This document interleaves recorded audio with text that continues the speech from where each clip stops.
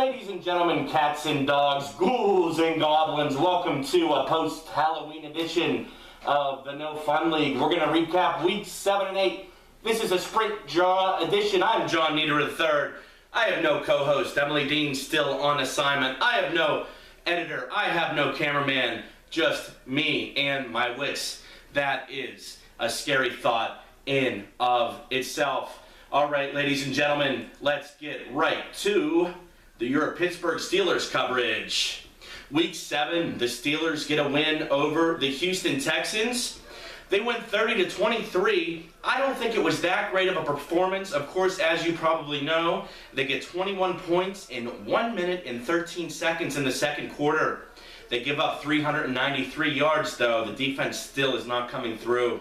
Le'Veon Bell, of course, every week I say he has a chance to be the greatest Steelers running back of all time, goes for 145 yards from scrimmage. That's 7 games in a row in every game of the season.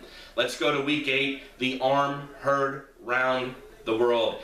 Big Ben, number 7, the old quarterback, throws for 522 yards, 6 touchdowns, 522 yards, the 4th most all time in a single game. I think they should have let him chuck for the record. I think he would have gotten it. The Colts call a timeout there towards the end of the game. If the Steelers do let Ben throw for it, I think that not too many people are mad. Martavis Bryant, 2 touchdown receptions that game. He needs to be on the field for every down. He's better than Marcus Sweeten. You heard it here first, folks. Indy goes for 448 total yards. Of course, that's still too many yards for the Steelers defense to give up. But I tell you what, they're 5-3 at the halfway point. They've resurrected their playoff hopes. Now, they're not going to score 50 points every week, but if they can score in the high 30s, the defense might not matter. If you can score 35, 38, 42 points a week, you can beat any team. Now, Indy's defense isn't a pushover. They shut out Cincinnati the week before. All right, Le'Veon Bell, the guy that has a chance to be the best Steelers running back of all time, goes for 148 yards for scrimmage against Andrew Luck's Colts. And that's 8 games in a row. Every game on the season over 100 yards from scrimmage. Here's my pick on the last episode, Week 6 recap.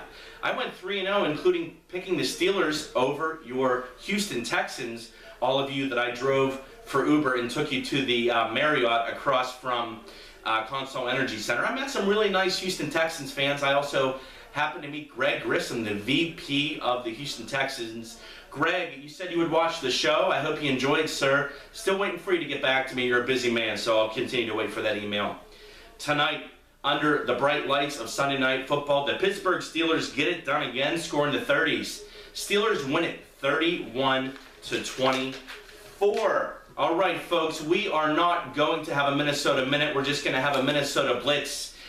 The Purple and Yellow lose at Buffalo 2 weeks ago, 17-16. Steve Bona's Buffalo Bills finally come through for me. I picked them to win, and they did. Minnesota wins at Tampa Bay last week in overtime. 1913 co-host Emily Dean was in attendance scouting the game.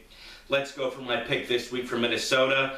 The Minnesota Vikings will win 20-14 at home over the Washington the Washington football team. Let's call them that. Okay, now let's go to the rest of my picks for this week. I usually pick only 3 games. I'm going to pick 4 games. I went 3-0 on the last show. Why not go for 4-0? I correctly predicted that Peyton Manning would throw for exactly 3 touchdown passes.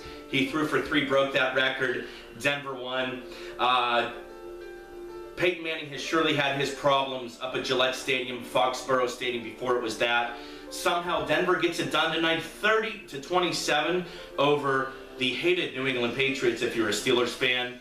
Let's pick my second game, the Arizona Cardinals, finally starting to get some love. They're in my top 5 best teams in the NFL. They will win at a Tony Romo-less Dallas Cowboys, 21-13 today.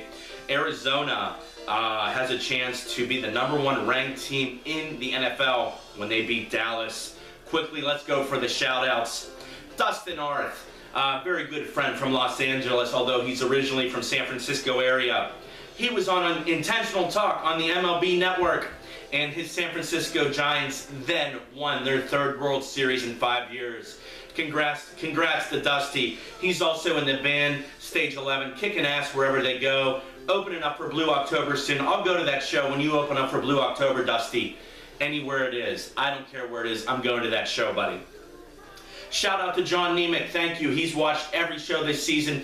Gives excellent feedback. John, thanks for watching. We'll look forward to your feedback after the show. Lastly, my main man, John Fish Bowden. You were my box man at Rivers Casino for 4 years. We had a blast. Your Miami Dolphins are 4-3 and certainly in playoff contention going into this week.